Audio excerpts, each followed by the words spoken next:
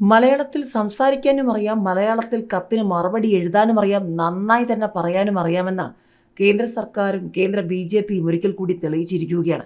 മലയാളത്തിൽ കത്തയച്ച് പ്രതിഷേധിക്കാൻ ഇറങ്ങിയവർക്ക് മലയാളത്തിൽ തന്നെ കത്ത് നൽകി അമിത്ഷായുടെ ഇടിവെട്ട് മറുപടി.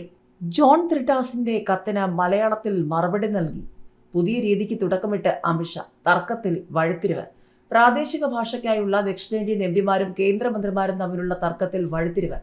ജോൺ ബ്രിട്ടാസ് എംപിക്ക് മലയാളത്തിൽ മറുപടി നൽകി കേന്ദ്ര ആഭ്യന്തരമന്ത്രി അമിത്ഷാ പുതിയ രീതിക്ക് തുടക്കമിട്ടു. നരേന്ദ്രമോദി സർക്കാരിൽ പല മന്ത്രിമാരും ഹിന്ദിയിൽ മാത്രം മറുപടി കത്തുകൾ അയക്കുന്നത് ദക്ഷിണേന്ത്യയിലെ എംപിമാരുടെ വിമർശനത്തിന് കാരണമായിരുന്നു. ഇംഗ്ലീഷിൽ മറുപടി നൽകുന്നതായിരുന്നു കീഴ്വഴക്കം. എന്നാൽ ചില മന്ത്രിമാർ ഹിന്ദിയിൽ മാത്രം മറുപടി നൽകുകയായിരുന്നു. ഹിന്ദി അടിച്ചേൽപ്പിക്കാനുള്ള നീക്കങ്ങളുടെ ഭാഗമാണിതെന്ന ആരോപണവും ഉയർന്നു.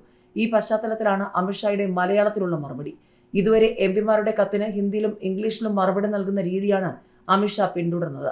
Overseas citizen of India registration വിജ്ഞാപനവുമായി ബന്ധപ്പെട്ട് ഒക്ടോബർ 22-ന് ജോൺ ബ്രിട്ടാസ് അയച്ച കത്തിന് മറുപടിയായാണ് നവംബർ 14-ന് അമിത്ഷാ ബ്രിട്ടാസിന് കത്തയച്ചത്. ജോൺ ബ്രിട്ടാസ് അയച്ച കത്ത് കിട്ടിയെന്ന് അമിത്ഷാ കത്തിൽ വ്യക്തമാക്കുന്നു. നന്ദിയോടെ താങ്കളുടെ അമിത്ഷാ എന്നെഴുതി ഒപ്പിട്ടാണ് മറുപടി. നേരത്തെ കേന്ദ്ര റെയിൽവേ സഹമന്ത്രി രവനീത് സിംഗ് ബിട്ടു ഹിന്ദിയിൽ നൽകിയ കത്തിന് മലയാളത്തിൽ മറുപടി അയച്ച് ജോൺ ബ്രിട്ടാസ് പ്രതിഷേധം പ്രകടിപ്പിച്ചിരുന്നു. 1990-ൽ ഉത്തർപ്രദേശ് മുഖ്യമന്ത്രിയായിരുന്ന മുലായം സിംഗ് യാദവ് ഹിന്ദിയിൽ അയച്ച കത്തിന് കേരള മുഖ്യമന്ത്രിയായിരുന്ന EK നയനാർ മലയാളത്തിൽ മറുപടി അയച്ച സംഭവമുണ്ടായിരുന്നു.